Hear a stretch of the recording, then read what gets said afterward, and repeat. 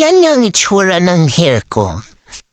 Dry hair at saka mabuhaghag. Matagal na kasi naubos tong isang bottle na hair mask ko kaya hindi ko siya namintin. At saka, buti na lang nag-order ulit ako nito hair mask. That's why I like to use hair mask, guys, kasi hiyang talaga siya sa buhok ko. Kaso nga lang po, hindi ko talaga siya na-maintain, kaya ganyan yung itsura ng buhok ko. Huwag kang gumamit ng niacinamide kung ayaw mong mangyari ang mga sumusunod. Number 1, ayaw mong magmukhang fresh dahil ang niacinamide tumutulong mag-stimulate ng collagen production. Kung ayaw mo yun, iwasan mo na lang.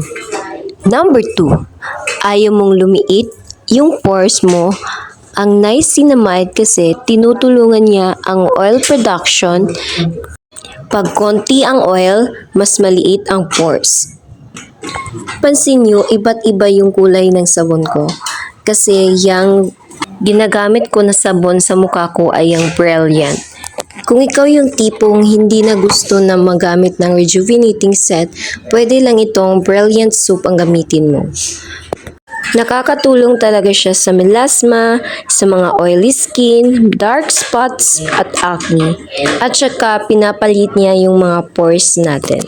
Excited na naman talaga akong i-apply itong hair mask na to kasi nga matagal ko na siyang hindi nagamit. So no need na po talagang gumamit ka ng shampoo. Pwede lang pong hair mask lang po ang i-apply nyo sa buhok nyo. Nakaka-smooth talaga siya ng hair at nakaka-repair ng damaged hair. Habang binabad ko nga yung hair mask sa buhok ko in just 10 minutes, ayan guys, nakukuha talaga, nag-exfoliate talaga yung skin ko, yung mga dead skin ko. Prestige niacinamide nga pala yung gamit ko dito sa my legs ko, guys. Makikita talaga yung glow ng skin mo kapag maintain mo siyang ginagamit. Pwede siya sa babae, pwede siya sa lalaki. As long as guys, mini-maintain nyo siya, makikita nyo talaga yung effect.